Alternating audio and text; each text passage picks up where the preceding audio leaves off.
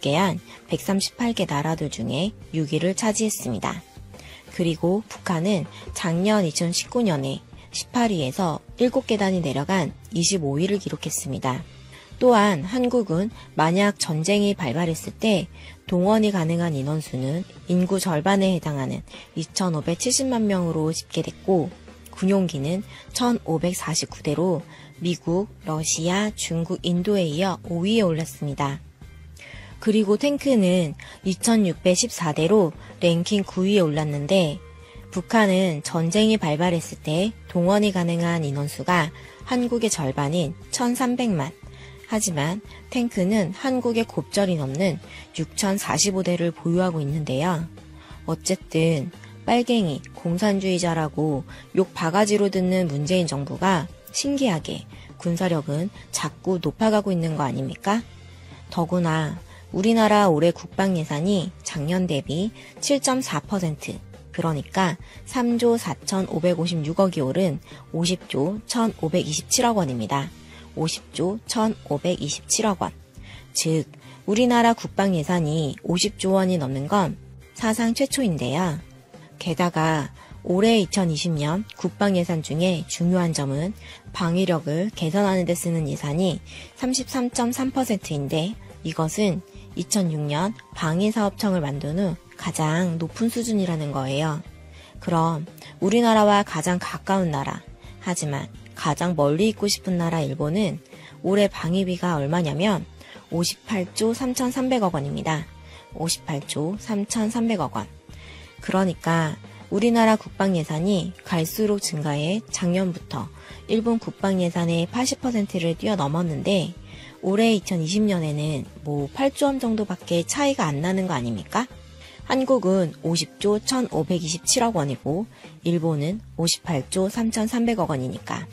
그런데 세계 군사력 순위 6위에 올라있는 대한민국이 아직까지 전시 작전권도 없어서 쩔쩔매고 있는 상황이잖아요.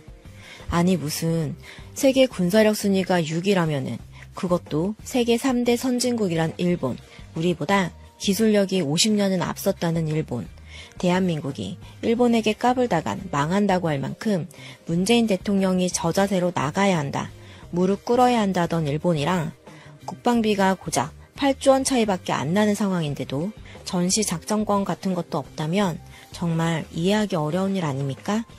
그냥 말로만 OECD 선진국이었지. 그냥 미국 식민지잖아요. 미국 식민지. 그래서 문재인 대통령이 임기가 끝나기 전에 꼭 전시 작전권을 환수하겠다는 의지를 보이시는 거 아닙니까? 그런데 문재인 정부에서 또 엄청난 일을 해냈다는 소식이 전해졌는데요. 그게 뭐냐면 한미연합사령부에서 미국에서 전쟁 같은 상황이 발발했을 때 우리 한국군을 동원할 수 있도록 규정을 개정하려는 시도가 사실상 백지화됐다는 소식입니다. 그러니까 전시작전 통제권을 한국에 넘겨주고도 끝까지 주도권을 쥐려고 했던 미국이 한 발 물러섰다는 뜻입니다. 참고로 어제 9일 한미군사당국은 지난 4월 말 한미연합사의 한미동행 위기관리각서를 전작권 전환에 맞춰 개정하는 방안에 합의했는데 그 해당 각서는 북한의 포격 도발 같은 국지전 상황이 발생했을 때 연합사가 대응하는 방안을 다루고 있는데 작년에 미국 측에서 각서를 개정하는 협의 과정에서 한반도 유사시라고 규정이 된 위기 상황에 갑자기 미국 유사시 이런 문구를 포함하자고 논란이 있지 않았습니까? 그러니까 만약에 이렇게 될 경우 미국에서 위기라고 판단할 경우에는 군대를 움직일 수 있게 되는데요. 즉 겉으로만 전작권을 한국에 넘긴 뒤 실질적으로 한국군을 통제하려는 미국 측의 의도가 반영된 것 아니냐, 이런 우려가 제기되지 않았습니까? 하지만 이번에 결국 미국이 물러서서 미국 유사시라는 문구는 각서에 포함되지 않은 것으로 전해졌습니다. 그리고 또 중요한 것은 한국합동참모본부, 유엔군 사령부, 연합사 간 관계 관련 약정이라는 개정안에도 합의를 했는데요. 참고로 앞서 한미양국은 2018년 한미안보협의회의 연합방위지침에 한국군으로 전자권을 이양한다는 점을 명시하며 한국합참, 연합사, 주한미군사령부, 유엔사 간 상호 관계를 발전시킨다는 문구를 포함시켰는데, 아니 작년에 미국에서 한국 정부 몰래 독일군 연락 장교를 유엔사에 파견하려고 시도했다가 뒤늦게 알아챈 한국 정부 반대로 무산돼 버리지 않았습니까? 미국이 전자권 전환 후 유엔사를 강화해서 사실상 독자적인 전시 통제권을 가질 수 있다며 국민들이 걱정하지 않았습니까? 그런데 이번에 한미 양측이 동맹위기 관리각서와 연합사 관련 약정 등에 합의하며 문재인 정부에서 추진하는 전자권을 전환하는 과정에 아주 중요한 고비를 넘긴 상황입니다.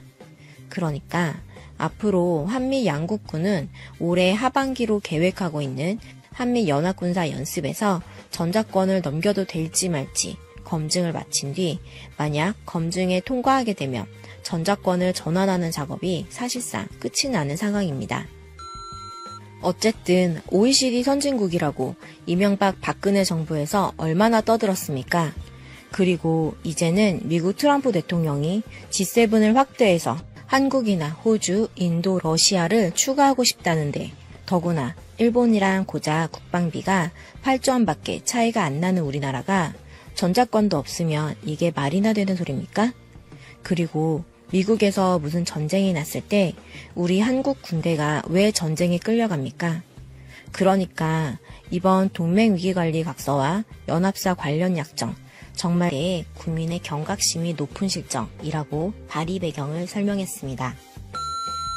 참고로 언론중재위원회의 언론 판결 분석 보고서에 따르면 최근 10년간 언론 관련 민사 1심 판결 중 원고 승소율은 49.31%, 상소심의 원심 판결 유지 비율은 88.37%로 나타났는데요. 특히 손해배상 청구의 경우 원고 승소율은 39.74%에 불과해 왜곡 보도의 피해자가 제대로 된 배상을 받는데 어려움을 겪고 있는 상황입니다. 그러니까 정청래 의원은 허위 사실을 인지하고도 피해자에게 극심한 피해를 입힐 목적으로 왜곡 보도를 하는 경우엔 악의적 보도로 규정해서 이 같은 피해를 당한 경우 피해액의 3배를 넘지 않는 범위로 피해자가 언론사에 손해배상을 청구할 수 있도록 하겠다는 뜻인데요. 그러니까 우리나라 언론들 계속해서 사회적 문제를 일으키는 거 아닙니까? 아니면 말고시 허위보도 가짜뉴스를 써대니 피해자에게는 당연히 정신적으로나 물질적 손해를 발생시키고 반대로 언론에 대한 국민들의 신뢰도 심각할 정도로 깎아내리는데, 그리고 2008년 총선이 있기 전 조선일보에서 정청래 의원을 향해 허위 보도를 써서 강용석이 당선되기도 했었죠.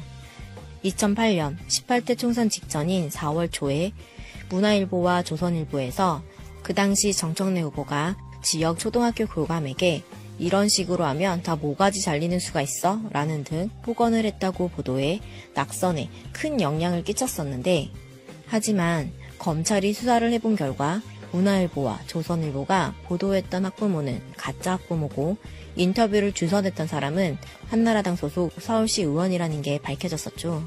그래서 허위 보도라는 결론이 나왔는데요. 그런데 법원에서는 고작 문화일보와 조선일보에 반론문을 게재해라 이런 판결을 내렸었는데, 그래봤자 뭐 정청래 의원만 억울하게 피해본 거 아닙니까? 그러니까 기사를 쓰려면 책임의식을 가지고 긴장감을 가지고 기사를 쓸 수 있게 반드시 언론개혁이 필요하다. 그리고 열린민주당의 최강욱 대표가 국회의원이 일을 안 하면 퇴출시킬 수 있는 국민소환제를 추진하겠다면서 1호 법안으로 국민소환제를 당론으로 정했는데요. 이번 21대 국회는 말 그대로 일하는 국회로 만들겠다, 국민에게 보답하겠다라면서 열린민주당 당론으로 정한 21대 국회 1호 법안으로 국회의원에 대한 국민소환제를 국회에 제출했습니다. 열린민주당 최강욱 대표와 김진애, 강민적 의원은 지난 국회는 동물국회, 식물국회로서 국민들에게 비판받았다며 국민소환제에 관한 법률안은 국회의원이 헌법상 의무를 지키지 않거나 직권남용, 직무유기, 위법활동을 하는 경우는 물론 대한민국 헌법 정신과 민주화 운동을 부정하는 발언까지 소환 대상에 포함했습니다. 정말 4.15 총선에서 범진보 세력들이 국민들의 압도적인 지지를 받았더니 이렇게 국민들이 원하는 법안들이 벌써부터 쏟아지고 있는 상황입니다. 그런데도 어제 민주당에서 미래통합당이 요구한 상임위원회별 위원 정수조정 특별위원회 구성을 수용하지 않았습니까? 아니, 그렇게 한 달은 되도록 법사위, 예결위 민주당이 다 가지겠다. 18개 상임위원장 민주당이 다 가질 수 있다. 이렇게 큰 소리 빵빵 쳐대면서 국민들 기대만 확 부풀려 놓고 또 미통당에서 요구하는 대로 끌려가지 않았습니까? 물론 명분을 쌓아야 한다. 국회의장 체면 살려주는 거다. 이런 내피셜을 돌리시는 분들도 계시지만 하지만 지난 한 달 동안 김태년 의원이 큰 소리 빵빵 친 거 아닙니까? 법대로 하겠다. 국민들이 177석 몰아준 것은 마음껏 일하라는 뜻이다. 이러면서 그러니까 어제처럼 미래통합당 요구에 끌려가려고 했으면 차라리 국민들한테 기대감은 안 갖게 해야 되는 거 아닌가?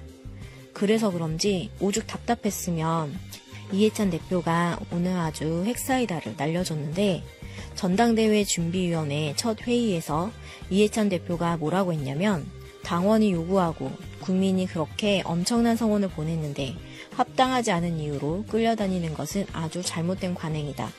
이번 주를 넘기면 아무리 의석을 몰아줘도 결과를 내지 못하는 그런 당으로 국민에게 비칠까봐 걱정이다. 빨리 매듭을 짓고 설령 그 과정에서 여러 비판이 나온다고 해도 감수하고 가는 것이 책임지는 자세다. 이번 주를 넘기면 절대로 안 된다. 만약에 이번 주를 넘기게 되면 김태년 원내대표 책임이다. 그러니까 이번 주를 넘기게 되면 김태년 원내대표 책임이라고 아주 핵사이다를 날렸습니다. 어쨌든 지금 하루라도 빨리 나라 살림 챙겨야 되는 거 아닙니까? 세계 최강의 선진국이라는 미국은 지난달 말에 실업자가 4천만 명이 넘었습니다. 그리고 세계은행에서는 신종 바이러스 때문에 올해 세계 경제가 역대 최악 수준인 마이너스 5.2%를 전망하며 지금 경제 상황은 세계 2차 대전 이후 최악의 불황이며 2009년에 있었던 글로벌 금융위기보다 3배 정도가 될 만큼 엄청난 경제위기라는 평가를 내놨는데요. 이런 평가는 지난 4월 국제통화기금 IMF에서 내놓은 마이너스 3.0%보다 2.2%가 더 낮은 마이너스 5.2%입니다. 마이너스 5.2%. 그래도 다행히 세계은행에서는 우리나라나 중국 그리고 동아시아 태평양 지역의 경제 성장률은 0.5% 성장을 예상하기는 했지만 미국은 마이너스 6.1%, 유럽은 마이너스 9.1% 정도로 정말 독일 메르켈 총리가 예상했던 그대로 2차 대전 이후 최악의 경제 상황이라는 게 드러나는 심각한 상황이라는 건데 그러니까 이런 상황에 국민들이 다 심장이 타들어가는데 국회 안에서 일은 안 하고 협치 타령이나 해대고 있으면 그러려면 못하러 민주당 밀어달라, 더불어 시민당에 몰빵해라 이런 얘기는 뭐하러 꺼낸 겁니까? 차라리 지들끼리 알아서 서로 나눠 먹지. 힘들게 국민들한테 마스크 쓰고 나가서 꼭 찍어달라는 얘기는 왜 했냐는 거잖아요. 그러니까 이해찬 대표의 말대로 이번 주 안에 상임위 구성을 못하면 이건 다 김태년 원내대표 탓이다. 그리고 정청래 의원이나 열린민주당에서 발의한 징벌적 손해배상제나 국회의원 소환제 이런 훌륭한 법안들이 빛을 보지 못한다면 그것도 다 김태년 원내대표 탓이다. 게다가 이런 신종 바이러스 위기 상황에 미래통합당에게 발목이 잡혀서